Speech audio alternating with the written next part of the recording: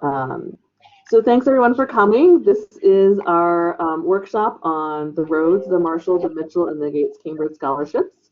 My name is Jen Bess. I'm Director of National Fellowships. We are joined by Dr. Carol Henderson and Dr. Tom Brown, who are respectively our chairs of the Rhodes and Marshall committees. And what's going to happen is I have a really short slide presentation that just kind of gives us a quick overview of each of these 4 awards to give you a sense of the similarities and differences.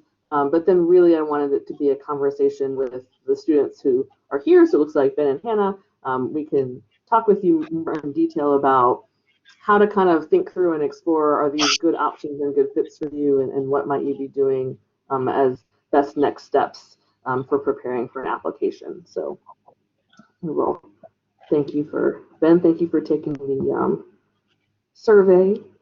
I've discovered polls and surveys in Blackboard recently and decided to start doing that for all of these. So quick slide on what's a National Fellowship. We just like to review for everyone. So these are merit-based awards, money from outside the university that's given to you. They're usually portable financial awards given to students from across the US and internationally. So some of these awards we're about to talk about have international applicant pools and some have US applicant pools. And in this session, we're focusing on awards that have graduate study in the UK and Ireland. A quick slide about our office, because not everyone in our office could join today. So what we do, we're here to advise students through the whole process. So talking to you about whether this is the right thing for you to apply for, working on the application, helping you meet with the nomination committee, preparing for interviews, sort of full service wraparound. We are here to guide you through this. And then this year we also have built a more robust Blackboard organization where we've put a lot of resources that are available for you, including things like how to ask for strong letters of recommendation. That's where you'll find previous winning applications of USC students for some of these awards. Our campus timelines will be there, and we'll utilize Blackboard this summer for draft deadlines for some of these competitions. So Novella, this is me, Jen, Paige, and Ethan are probably your go-to people for talking to you about any of these British awards. Next slide. So we're talking Rhodes, we're talking Marshall, we're talking Mitchell, and we're talking Gates Cambridge. Dr. Madden probably isn't going to join us. He had something come up, but just so you know, he is our committee chair for Mitchell. The Rhodes, the Marshall, and the Mitchell scholarships all require campus nomination, and that's why we have committees and chairs who will help you through that process and select those nominees. So really quick slide overview of each of these competitions. I wanted to put pictures on, but I had a really bad experience at my last workshop with pictures dominating the images. So these are really basic slides. So the Rhodes Scholarship, there's the website link. It was established in 1902 by Cecil Rhodes and his will. The first American Rhodes Scholars began to go over in 1904, which includes one from U of SC. Rumor has it he may not have made it off the boat, but he was a 1904 Rhodes Scholar. The Rhodes Scholarship offers financial support for graduate study at the University of Oxford. Typically, Rhodes Scholarships are for 2 years, but if you're interested in doing a PhD, there's a possibility of 3 years of funding. This depends on the program. That 2 years, sometimes you could do a second bachelor's degree, you could do a 2-year master's degree, you could do 2 different 1-year master's degrees. So there's some flexibility in how you put that program together. But the key thing is it's graduate degrees at Oxford, and so really looking at the programs offered and if those are of interest to you and will be helpful for you in your long-term career. It's kind of the foundational piece for the Rhodes. And then this idea of, there's an emphasis, I would say, kind of on character, right? Some of the words in the will, I know Dr. Harrison will talk a little bit about this too, but how will you fight the world's fight? Like, what is it that you're going to do that will really help change the world in whatever area of interest you have? So there's lots of people who are Rhodes Scholars with different interests and different career trajectories, but they really want to select people of good, strong character. So to do that, the application materials are pretty straightforward and basic. There's not a lot of pieces and parts you have to do for Rhodes. It is a 1,000-word personal statement that you will write pretty much entirely on your own. We can give you a lot of conversation and input before you start writing, but once you start writing, what you put down on paper is entirely in your control, and you have to sign off on that for Rhodes. That's why I mentioned this.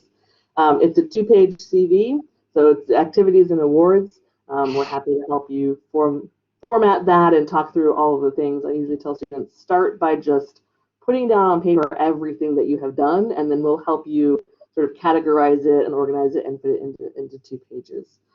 It's transcripts from your undergraduate work, and then it's 5 to 8 letters of recommendation, but really 8 is what you're shooting for.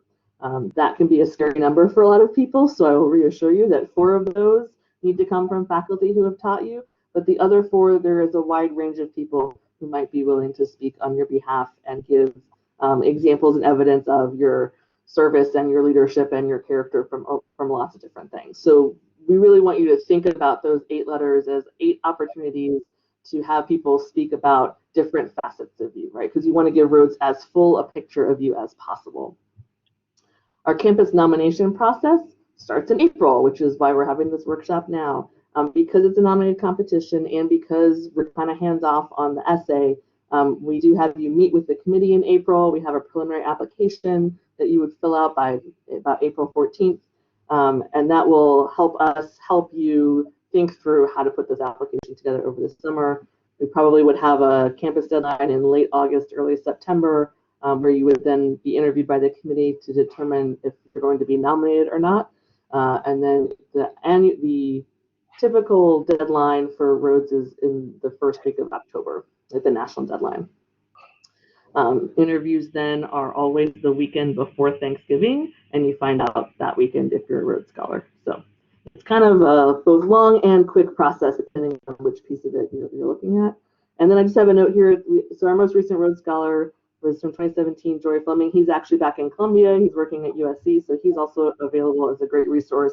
So if you're interested in Rhodes and want to talk to him about what his experience was like, I know he'd be more than happy to be in touch. So I'm going to go through all these, but I mean, Dr. Harrison, I'm going to give you a chance to talk about Rhodes. Do you want to do that now? Do you want to wait until after I do all 4? Why don't we let you go through and... Totally fine. I'm in the zone. So for the Marshall, so here's the website for the Marshall Scholarship. So this was a program established by Parliament in 1953 as a thank you on behalf of the United Kingdom for the Marshall Plan and the support that the U.S. gave in post-World War II. This program, it's for graduate study in the UK. It's really typically a 2-year program. There is a 1-year option that is much less common, but also available could be a 3rd-year extension if you want to do a DPhil in certain cases. But usually 2 years is what you're looking at. This is a great sort of mix and match opportunity. So again, you could do a single 2-year master's degree at an institution in the UK, and these are at any institution in the UK, basically. Or you could do 2 different 1-year master's degrees at 2 different institutions in the UK. So there's some great opportunity there to really investigate the wide variety of options and the numerous strengths that the UK has and that numerous institutions in the UK have for graduate school. The emphasis for this one is really on academics, and they also are interested in leadership and ambassadorial qualities, and that is laid out in the application pieces that they require of you. But having a really solid academic basis in whatever it is that you are planning to continue studying in is kind of key for Marshall. The application itself, so again, you're going to have a 1,000-word personal statement. So that is, who are you? Why is this the next thing? There's a program of study essay. So why have you chosen the degree or degrees that you have and the places that you have? There is a leadership essay that asks you to talk about a particular leadership experience that you've had as an undergrad. There is an ambassadorial essay. They change the prompt of that a little bit every year, but essentially it's looking at this relationship between the US and the UK and how will you contribute to the build-up and maintenance of that positive relationship, both during your Marshall and kind of longer term. Right? Why does it matter that you do a couple of years of graduate school in the UK? How will that continue to play itself out in your career? Some basic biographical details, including activities and awards, transcripts, and then 4 letters of recommendation for the Marshall. 3 should be from faculty who have taught you, and 1 can be from someone who can speak to your leadership abilities.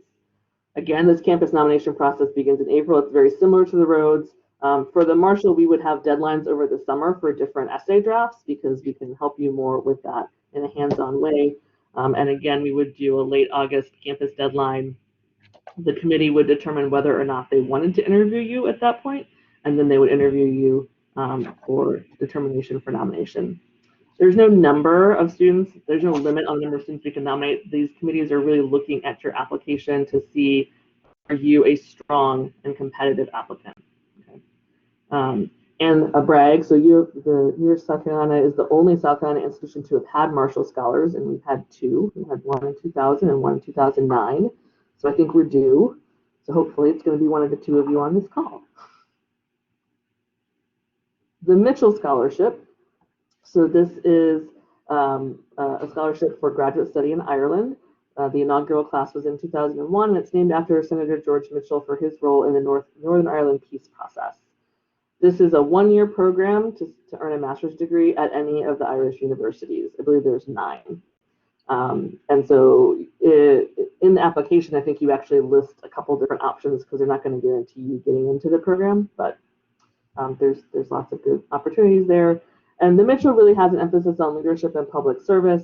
I didn't put it down, but very similar to the Marshall, there's this idea of why are you interested in Ireland, and how are you going to maintain that connection to Ireland upon your return to the US. So it does have some underlying ambassadorial qualities. It just does not explicitly ask about those. It does really want you to see a record of leadership and public service.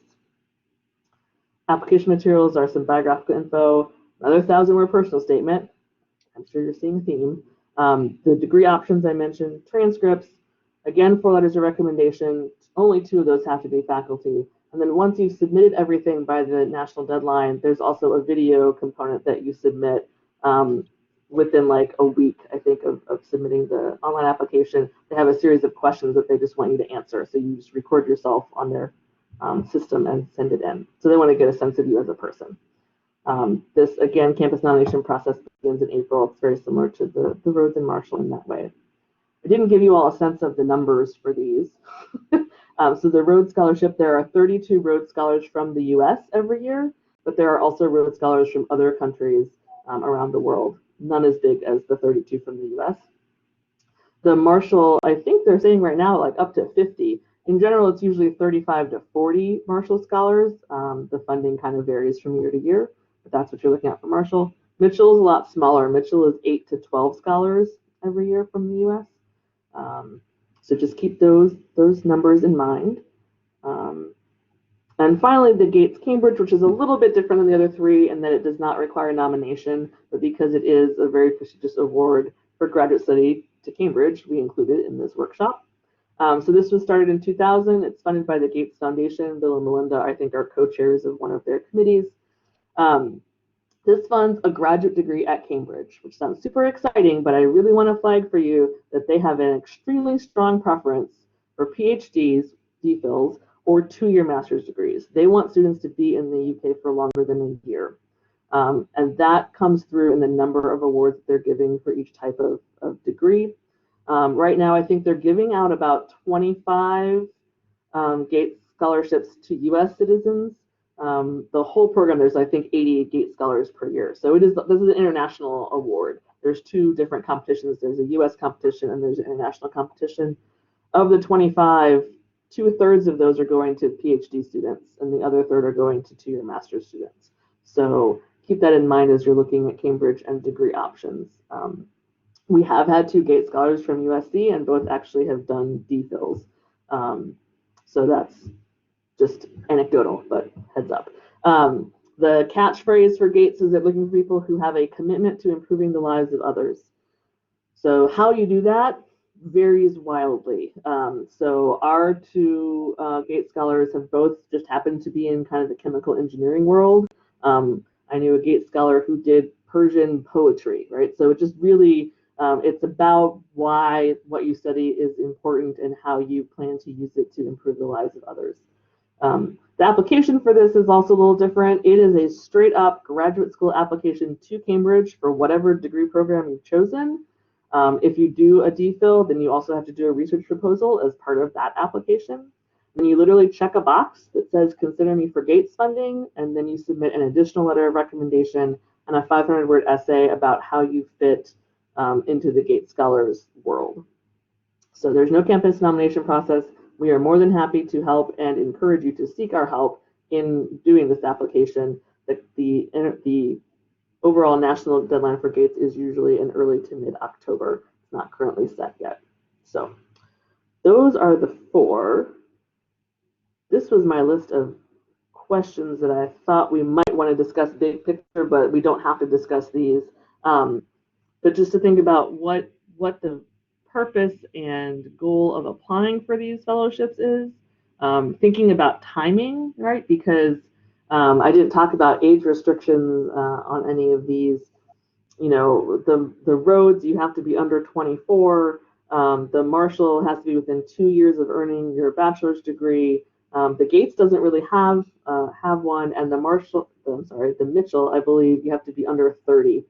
So, you know, sooner rather than later for most of these, but you also may want to consider, is during your senior year the right time for you to apply? Do you want to wait and apply as an alum? We're happy to work with you in either situation. It's totally fine. These are big awards, and sometimes it's useful to have a full 4 years under your belt before applying. But plenty of students apply for and receive these as graduating seniors. So just mentioning that. Talking about competitiveness, talking about how to do research on finding the programs in the UK, and talking about letters of recommendation. So I'm going to leave that.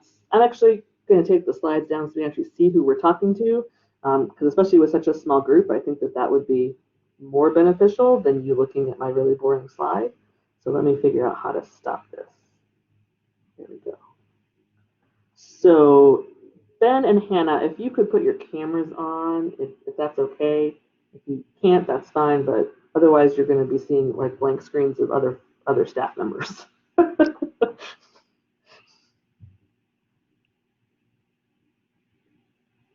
Anybody? Ben and Hannah? I'm not sure. Sometimes Blackboard is not my friend on. Oh, there's Hannah. All right.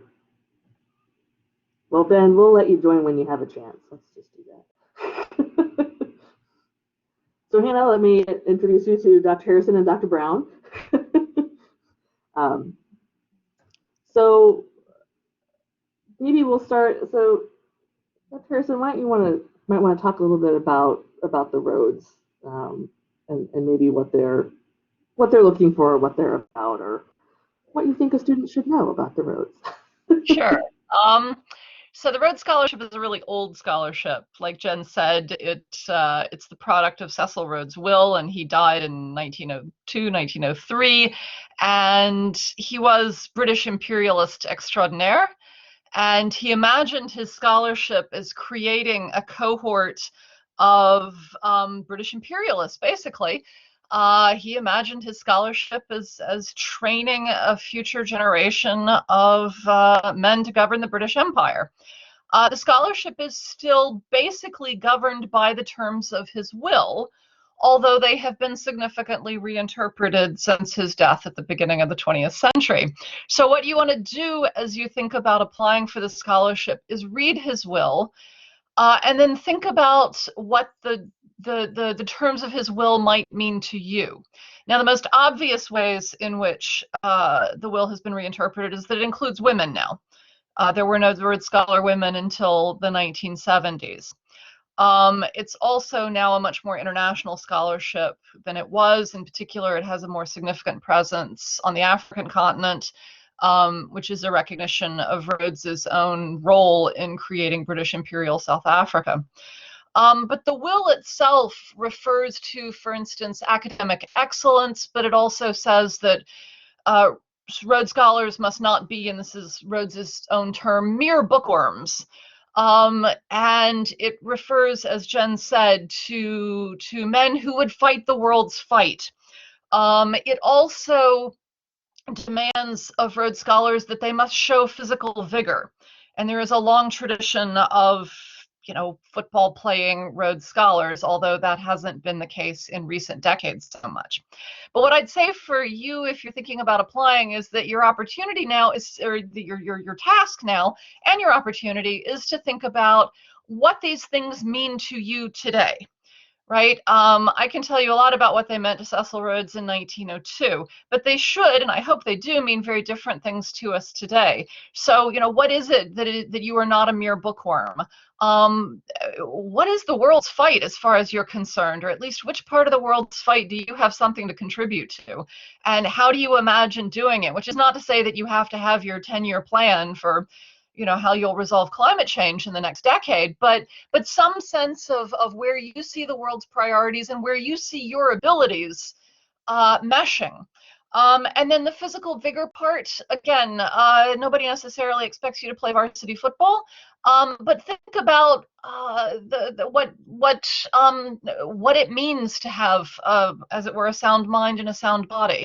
So you'll want to think about the terms of the will, think about your own record and your own abilities and how they fit together. And it's an opportunity, I'd say, because this actually is really a great moment to contemplate your future, to contemplate your capabilities, and to imagine a really ambitious future, but also one that you're totally capable of realizing. So I would say spend a little bit of time thinking about the criteria of the will, and then thinking about yourself and your goals and how they fit together. I'm gonna I'm gonna jump in real quick because I know Hannah and I just talked this past week, and so Hannah has looked at some programs at Oxford and not necessarily been blown away by what's there. And so we were talking about, is Rhodes actually going to be a good fit for that? Um, and so I'm curious as to what you would say. Again, I'm not trying to force someone into or out of, but in terms of how to explore or what we might want to look at in terms of degree options. What's your field, Hannah? What's your field, Hannah? So I'm majoring right now in marketing and management, but specifically came to this seminar to learn more about Marshall and Gates Cambridge because of the development studies program, specifically at London School of Economics, Oxford, of course, Cambridge, even the University of Sussex. So I just really wanted to learn more about that program, but still am open to any and all opportunities. And so also wanted to know a little bit more insight about the Rhodes Scholars Program. Yeah, Oxford does not have an old business school. In fact, I have a very, very new business school. I think they created it really in the 1990s. And so make sure you look at the Said School of Business and see what they've got. I will say that there are a fair number of Rhodes Scholars who do business degrees. They're not usually American scholars. I can't really tell you why that is, but on the whole, most of the scholars pursuing business degrees are from other Rhodes constituencies. The other thing, did you say you're interested in development studies? Yes, All right, and I know that Oxford is very narrow when it comes to the previous education you have in order to pursue like a master's. So, for example, being a marketing and management major, it was ironic to see that their management master's degree, they want anyone but management undergraduate degrees. And so that was interesting to find out. But as I looked through their roster, there's just different niche things that they're wanting for their students for each certain degree, which I think is cool, but I don't know if I fit that criteria to pursue that at that school. right. British degrees, British undergraduate degrees are often more intensive and move further along in the field than American degrees, largely because there's no general education requirements in a British university. So you don't spend the first couple of years of your British undergraduate degree doing languages and your quantitative reasoning unless you're a scientist. You just don't spend time doing that. So you do what you come to university to do, and you don't do anything else. So what that means is that when you finish your bachelor's degree, um, you're at a pretty advanced level already, probably more so than say your average American student. Personally, there's a trade-off.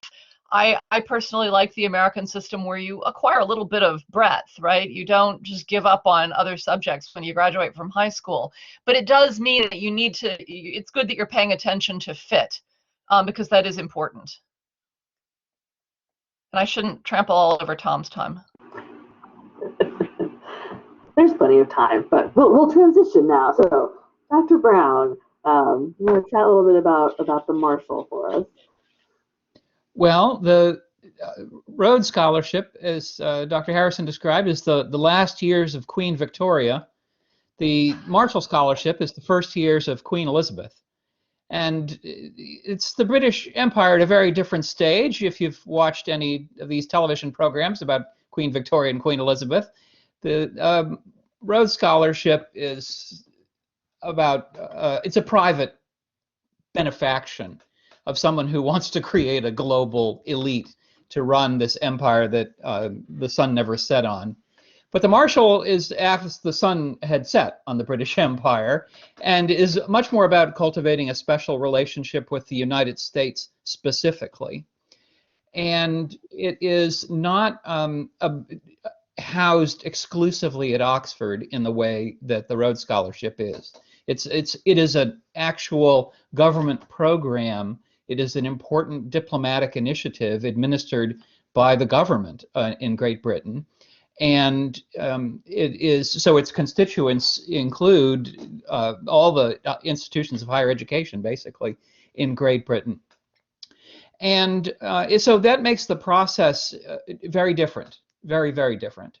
The Marshall Scholarship is, in many ways, this question of like, what would you do if somebody said they would fund you for 2 years for education anywhere in Great Britain?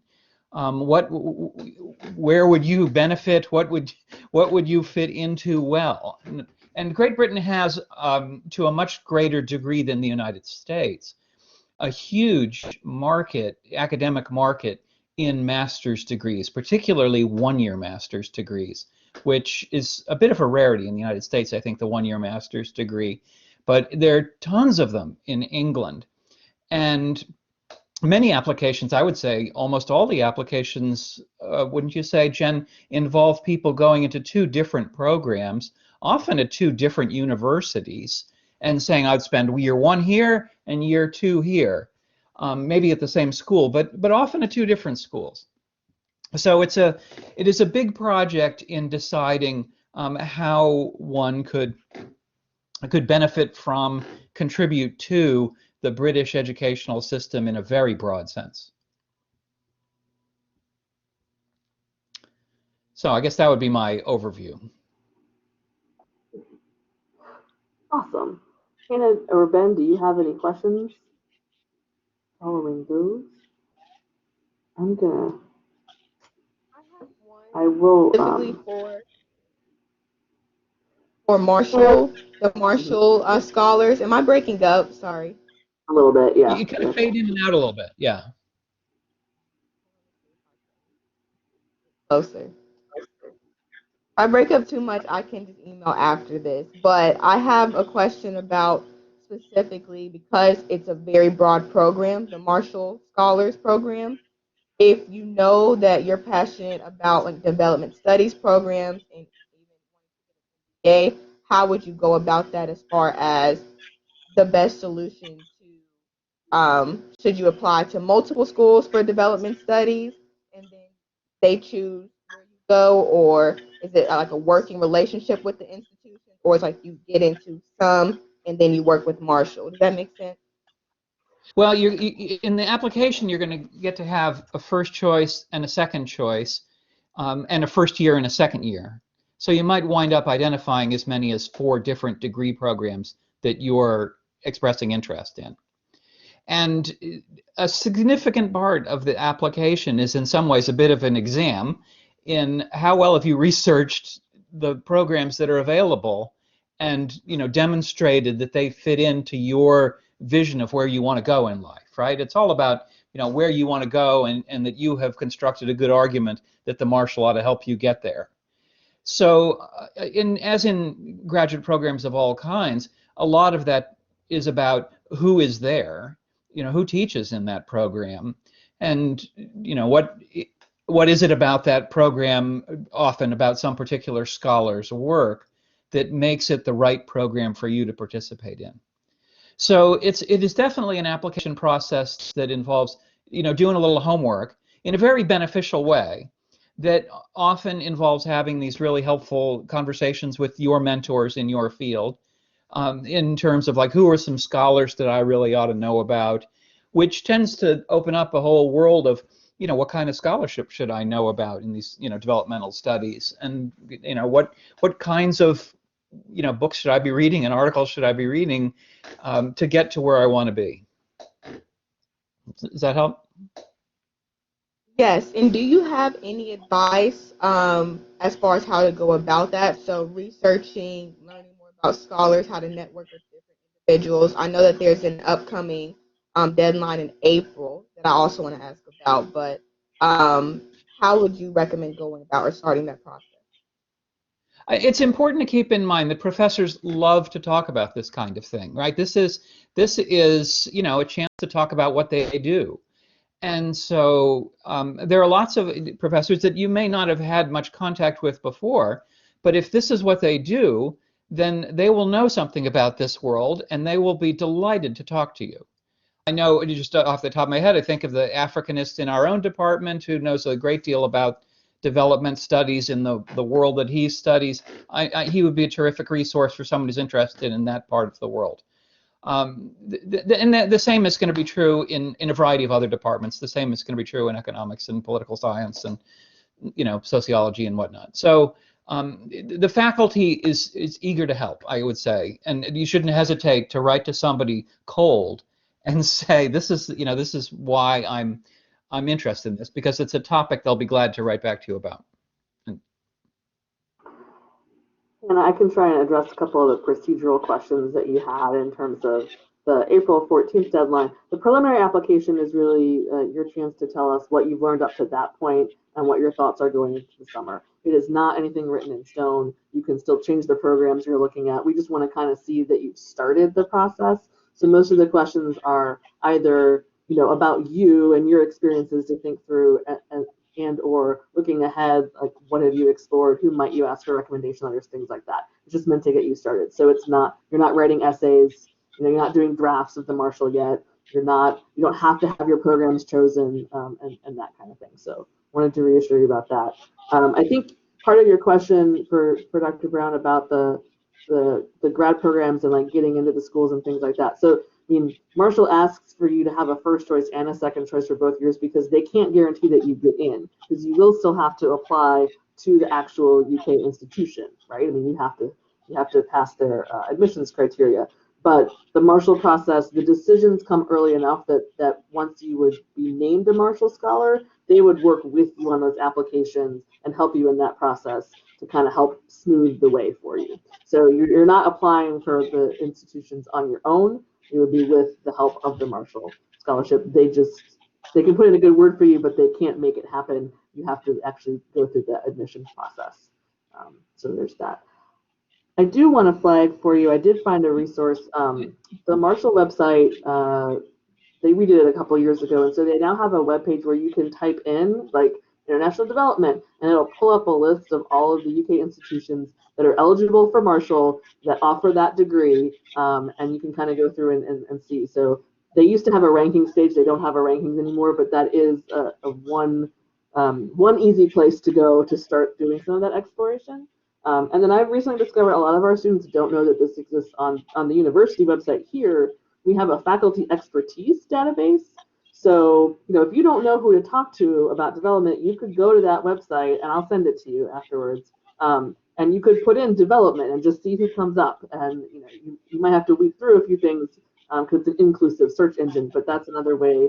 If you really don't know who to talk to, that's fine. I think better to kind of maybe talk to Dr. Brown and be like, who is your partner in history that I might want to reach out to, so you have that connection. But it is fine to cold email people, and that faculty expertise database is a good resource.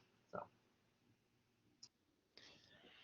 And I might add, just in terms of steps that you can do other than contacting the faculty, just to acquaint yourself with the kind of the prominent scholars in the field that you're interested in.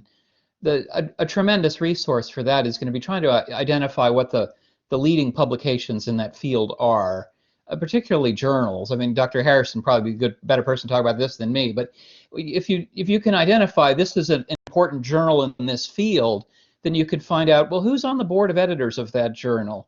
who's contributed to that journal recently. And all this is readily accessible through the Thomas Cooper library.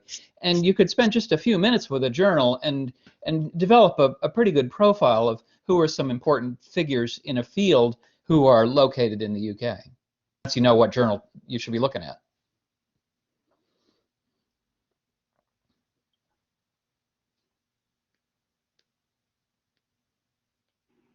I'll just jump in here. I would add as well, it probably makes sense to talk to people interested in development, both outside the business school, but also inside the business school. Because lots of people come to development studies from anthropology, from sociology, and so you would probably do well to talk to people who come to the field both from within business and outside of business, because I suspect it produces very different kinds of approaches to the field of study, and it's possible that some programs might be more open to a kind of business oriented background than other programs. So useful if you can talk to people who know some of these programs and think, this is a very anthropologically oriented program, as opposed to, oh yeah, this particular MA, this program has close ties to a business school and you'd fit in really well there.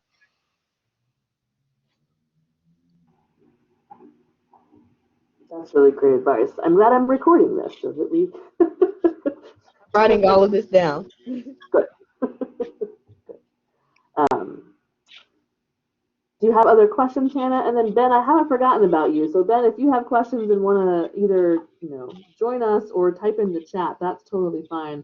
I know Ben's the only one who answered the quiz, and he is interested in the Gates Cambridge, so I don't want to ignore that conversation as well. So. And actually, Hannah, I know you're also interested in Gates. So other than the quick rundown I gave you of Gates, I was trying to think of what the best advice I have for that application. And so in our experience with the two students who have won from our university, I do think it's really important to have a contact and connection at Cambridge. So it is worth going through and figuring out what programs they're interested in and seeing if there's a faculty member or someone that you can reach out to and talk with. Because the way that the Gates application functions is because you first apply to Cambridge, the department has to accept you, and then the department also has to shortlist you for the Gates. They only have a limited number of slots of applications that they can forward. So the Gates won't even see you if the department doesn't shortlist you. And the best way, or one of the best ways to be shortlisted, aside from obviously having a stellar application, is to have someone in the department who knows you, who has talked with you, right? Who can say, oh yes, I've been chatting with Hannah all summer. I think she would be really great. Let's have a talk about her and see if she can be one of our nominees. So I think it's worth the effort to make that connection at Cambridge. In both cases, so Eric Bringley was our first Gates Scholar. I think that he had a faculty mentor here who connected him with a faculty member at Cambridge. So he had been talking with him and basically already had a spot in the lab if he wanted it by the time he applied, and so was successful. Our second candidate, or second scholar, Ryan Geiser, he actually applied as a senior and did not receive the Gates.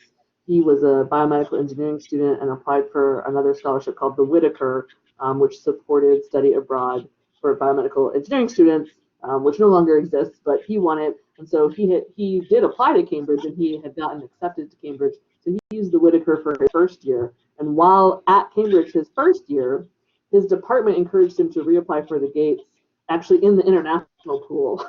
So he applied in the larger pool and was accepted that way. So I really do think in both cases it was, the departments knew and had people willing to go to bat for those applications. So I think that while not required, I think it is certainly something that can only help in terms of your application for the Gates. Other than that, I'm trying to think of the pieces I know about Gates. If you're forwarded, by the time Gates sees you, you're already into Cambridge by that point. So the Gates Foundation would see your Cambridge application. That's part of what gets passed on to them. But I would actually say they're a little less concerned about your academics in terms of when they interview you, because you're already in, right? They know that Cambridge thinks you can do it. So now what Gates is concerned about when they interview you is how are you going to contribute what do you see as the benefit of being part of this scholar cohort, right? Not just that Cambridge is a great place to study, but why do you want to be a Gates scholar, and how is what you're going to study going to impact that? They do care about what you're studying. I don't want to negate that, but there's not. You've already met that bar by the time you have a Gates interview. I would just say. So those are my best inside tips. And then I'm not sure anyone was really interested in Mitchell. There's Ben.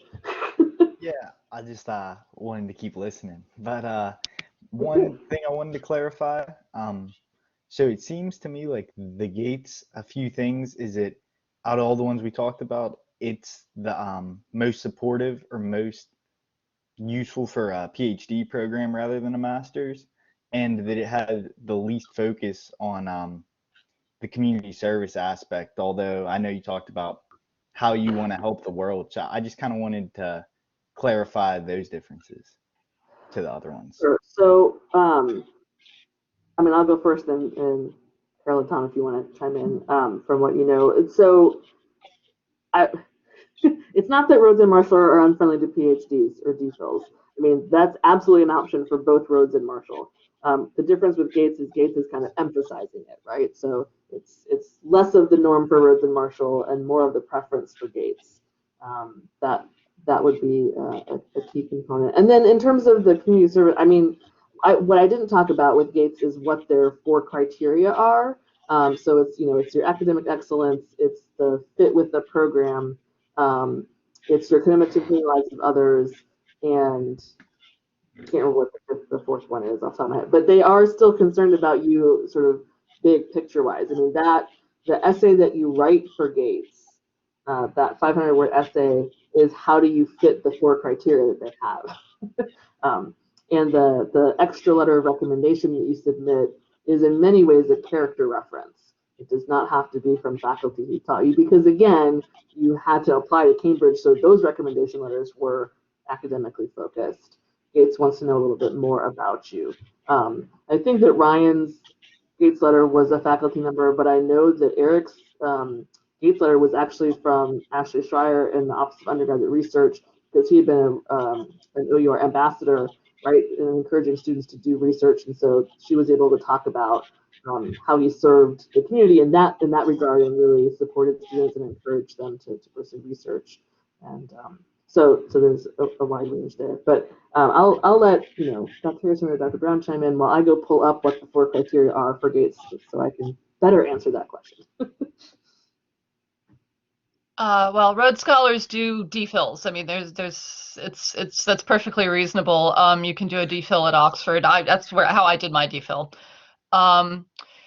It's true, though, that one of the ways in which Rhodes is a bit quirky is that it is a scholarship that if you want to, it's very open to people who are thinking about new directions. So one model of the Rhodes Scholar is you were a really bright undergraduate, you know what you want to do, you know what you want that DPhil in, and you go straight through, which is what I did. But there's also the model of someone who had a really outstanding undergraduate career, but thinks they would like to develop a new area of expertise. So there are large numbers of Rhodes Scholars, fewer than there were in the past, but it's still done, who do second bachelor's degrees, right? Who leave one field and decide they want to develop. So a classmate of mine, for instance, was actually he was a med school student. So he'd done, I forget what his bachelor's degree was in, but it was in some sort of biological sciences. And then he'd been admitted to medical school. And in medical school, he decided he wanted to understand medical ethics. And so he went to Rhodes to study philosophy. And he did a second bachelor's degree in philosophy. And so there's a long tradition in the Rhodes Scholarship also of people sort of stepping off their path, right? Stepping off their fast track and deciding, I want to develop this other expertise. So Hannah, that's one thing you might also want to keep in mind, is that, maybe you want to step off and think, and I keep coming back to anthropology, but it is often a path into development studies. Maybe I want to do a second BA in anthropology. That's the kind of option that Gates, for instance, is not at all interested in. They're much more interested in students who are on that fast track. But Rhodes has this tradition of being open to to people who are interested in a new direction. And the Marshall, I suppose it is not barred that an applicant would be interested in a DPhil, but it would be difficult because the Marshall is only tenable for 2 years. The Rhodes can be extended for 3 years for DPhils, and it's hard enough to earn a doctorate in 3 years, and 2 years would be quite tough. It depends, I suppose, on the specific program you're in. But my guess is that the overwhelming majority of Marshalls are master's students. I think that's true, but I do think third year funding is available, and fourth year might be available. There are certain universities for the Marshall that are partnership universities.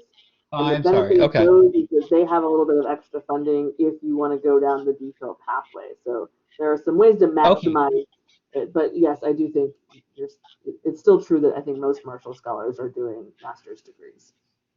Okay. Okay. Well, thanks for pointing to that possibility. I would just add to that if you want to do a British DPhil, you need to be pretty confident that you are ready to undertake independent research. Because a British graduate degree, or at least a British doctoral degree, is very, very different in many cases from an American one.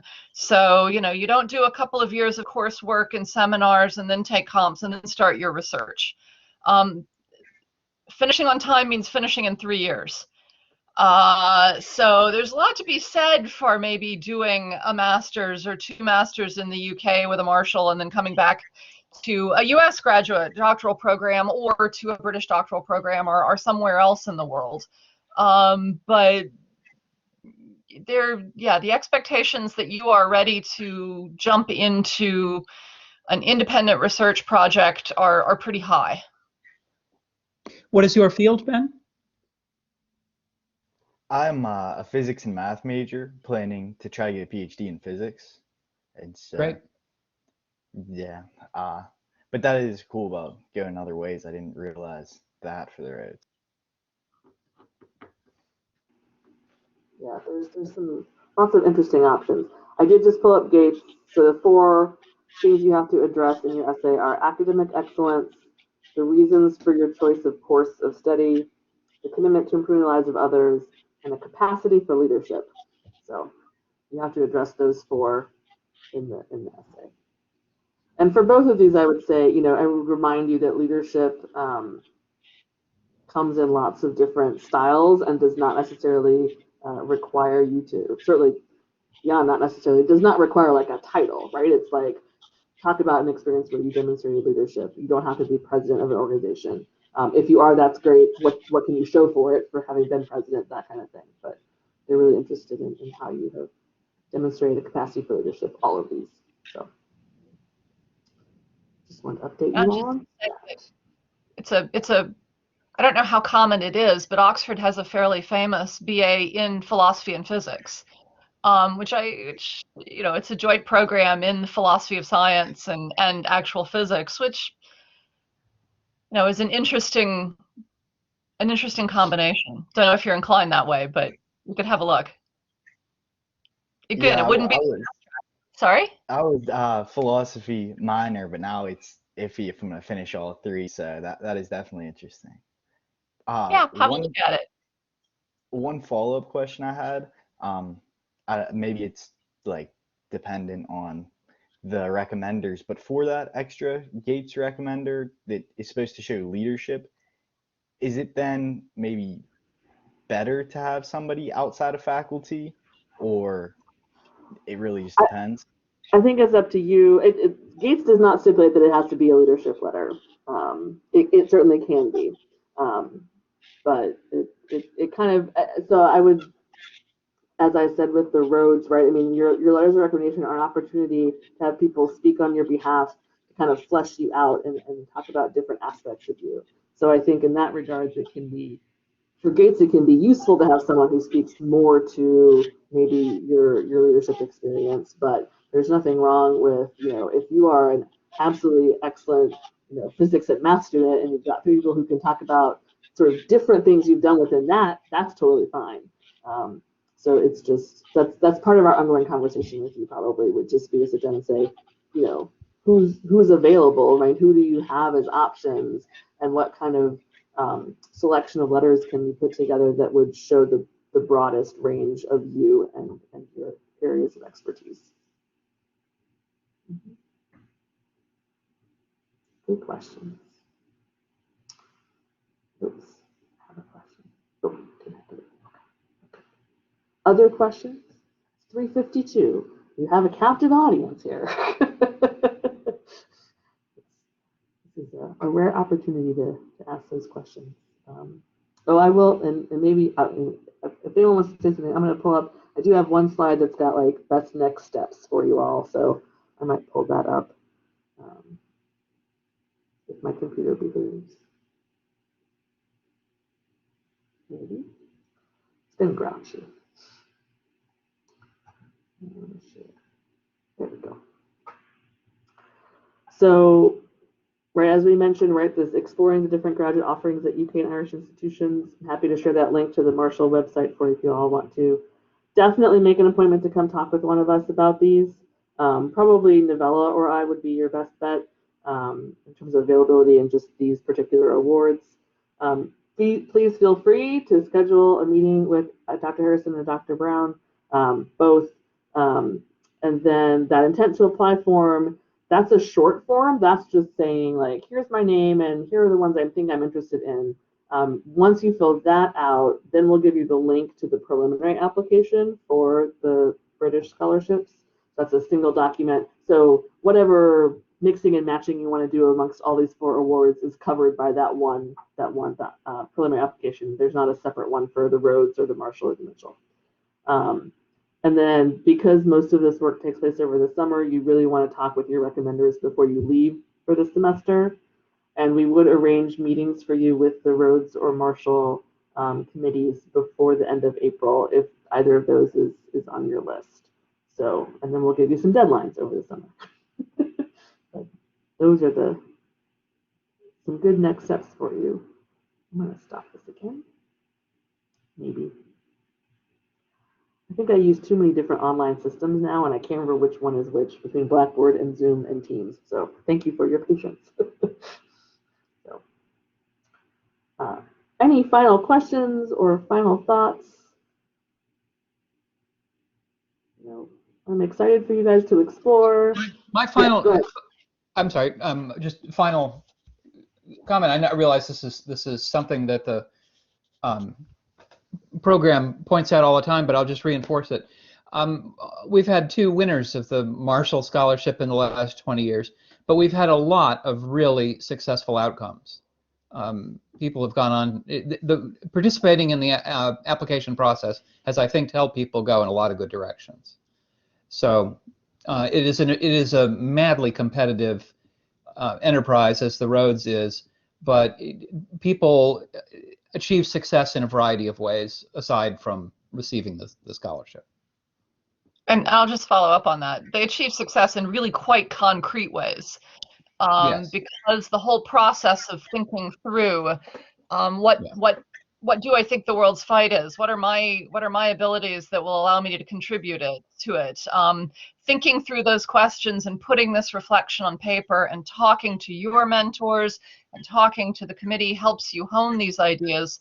So even if you don't wind up with the scholarship, you wind up with, the National Science Foundation grant you apply for, or the full ride to graduate school, or something else, because you become just that much better a candidate for everything that you apply for.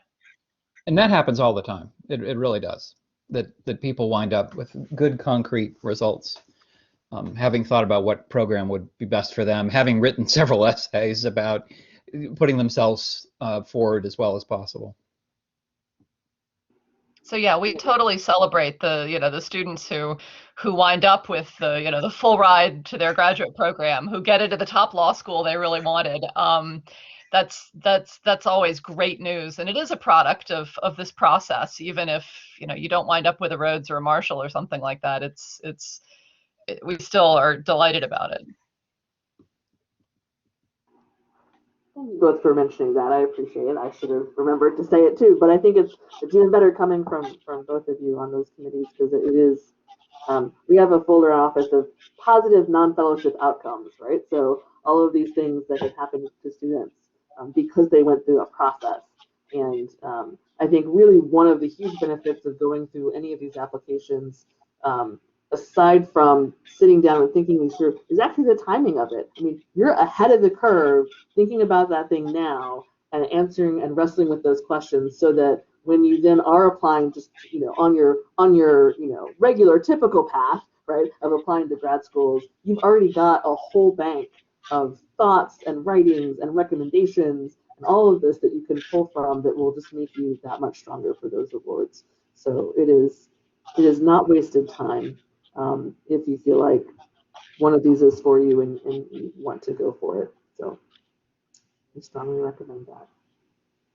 Awesome. All right, 3:58. It's a beautiful day. I don't want to spoil you guys from the sunshine. But so thanks to the two of you for joining us. I hope that you both apply. Dr. Harrison and Dr. Brown, as always, a pleasure to see you, and I really appreciate all your words of advice and wisdom for our students. So hopefully we will see you all together again as this process continues to unfold. And I'll be doing a follow-up email to the two of you with some resources and links as well. So. And feel free to ask any questions. Please, Thank you so yes. much. Nice to meet you. Thank you. Nice to meet you. Y'all have a good afternoon.